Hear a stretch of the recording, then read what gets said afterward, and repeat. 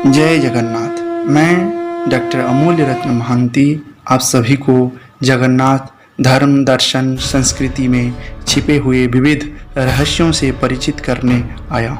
जगन्नाथ धर्म दर्शन अपने आप में एक महत्वपूर्ण धर्म दर्शन है। जगन्नाथ धाम भारत के चतुर्धामों में से एक है। इसे मुक्ति का धाम माना जाता है। जगन्नाथ का मंदिर उड़ीसा के पुरी में है। इसे नीलाचल या मर्त्य वैकुंठ भी कहा जाता है। जगन्नाथ मंदिर में आप देखते हैं कि जगन्नाथ महाप्रभु जब रथ यात्रा पर आते हैं तब अपने बड़े भाई बलभद्र, बहन सुभद्रा और आयुध सुदर्शन के साथ होते हैं। लेकिन जगन्नाथ मंदिर में जगन्नाथ महाप्रभु जहाँ विराजमान हैं वहाँ ये चतुर्धाम मूर्तियाँ ही नहीं 7 मूर्तियाँ हैं। यानी जगन्नाथ बलभद्र सुभद्रा और सुदर्शन के साथ और माधव मूर्ति हैं, श्रीदेवी और भूदेवी भी विराजमान है। इन 7 मूर्तियों में से 5 काष्ठ निर्मित या लकड़ी की बनी हुई मूर्तियां हैं, जिनमें जगन्नाथ, बलभद्र, सुभद्रा, सुदर्शन और माधव हैं। और शेष 2 मूर्तियां भूदेवी और श्रीदेवी जो हैं ये धातु निर्मित मूर्तियां हैं। जगन्नाथ मंदिर की सबसे बड़ी विशेषता है कि इसकी चारों दिशाओं में 4 द्वार हैं और ये द्वार पशुओं के नाम पर प्रसिद्ध है।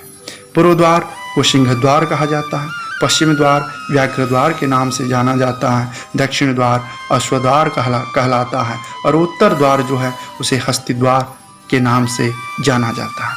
ये भी जगन्नाथ धर्म दर्शन में सांकेतिक है। मनुष्य मूलतः पशु है।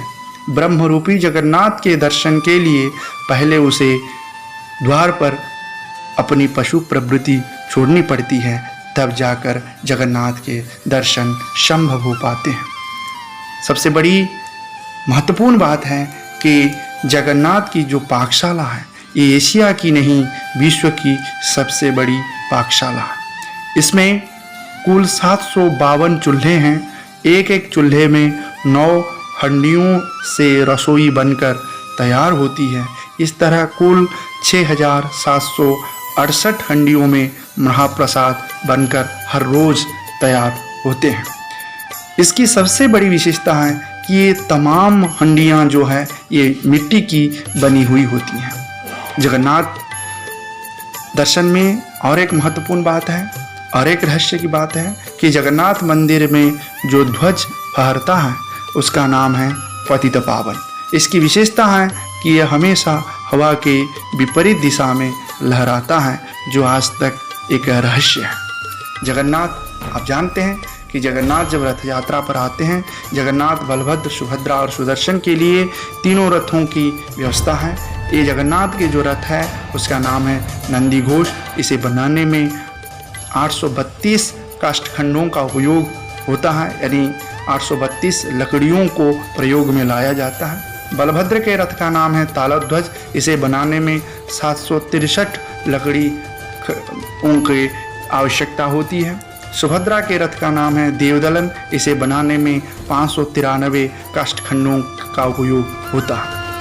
हर वर्ष ये तीनों रथ नए सिरे से बनकर तैयार होते हैं, कोई भी चीज़ पुरानी नहीं होती। इन रथों की तुलना शरीर से की जाती है। शरीर का निर्माण 5 तत्वों से हुआ है: पृथ्वी, आप, तेज, वायु और आकाश। इसी प्रकार इन रथों का निर्माण भी 5 पदार्थों से होता है। वे हैं लकड़ी, रंग, कपड़े, जंबूरा और धातु। इसीलिए इन रथों की तुलना मनुष्य के शरीर से की जाती है।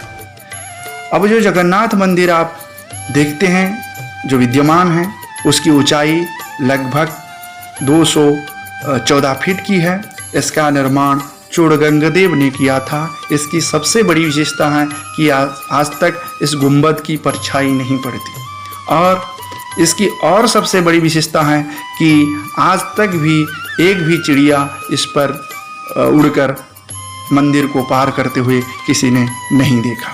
पूरे विश्व में आप देखिए जगन्नाथ दर्शन की और एक रहस्यमयी बात है कि पूरे विश्व में आयुध की पूजा की जो स्वतंत्र परंपरा है कहीं भी नहीं है, कहीं भी विद्यमान नहीं है। लेकिन जगन्नाथपुरी में सुदर्शन जो कि जगन्नाथ के आयुध है उनकी पूजा रत्न सिंहासन पर होती है। वे जगन्नाथ के बाईं ओर विराजमान हैं। परम ब्रह्म जगन्नाथ की लीला मानवीय है। नवकलेवर की सबसे रहस्यमयी विधि है ब्रह्म परिवर्तन। ये सबसे महत्वपूर्ण रहस्यमयी बातें हैं। ब्रह्म परिवर्तन एक अलौकिक लीला है। इसमें सबसे बड़ी बात है कि जो सेवक ब्रह्म परिवर्तन करते हैं वे भी उस तत्व से अपरिचित रहते हैं, क्योंकि उनकी आंखें बंधी रहती हैं और हाथ पटवस्त्रों से लपेटे हुए रहते हैं। जगन्नाथ का ब्रह्म तत्व रहस्यमय है। कोई उसे पारसमणि कहते हैं, कोई उसे श्री कृष्ण का अधजला पिंड मानते हैं, कोई उसे बुद्ध का दंतावशेष कहते हैं, कोई उसे तांत्रिक विधि से निर्मित यंत्र बतलाते हैं। पर यह सब कल्पना मात्र है। अभी तक किसी को पता नहीं कि उसमें क्या है।